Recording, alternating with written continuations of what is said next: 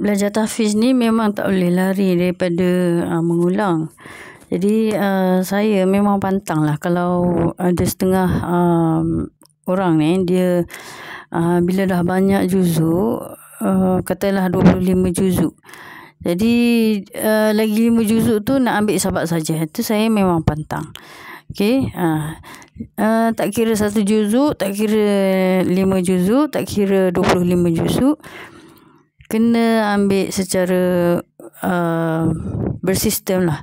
Okey, jadi tak ada shortcut. Jadi kita kata kamu nak jadi al-hafiz ke al-habis. Kalau nak ambil sahabat saja memang dia akan habis menghafal. Tapi ingat tak? Tak. Jadi kita ada sistem untuk pengajian tahfiz, untuk sijil khatam dan juga untuk sijil syahadah. Kita ada sistem lain lah. Bila dah level up ni, kita masukkan dia dalam program yang lebih intensif lah.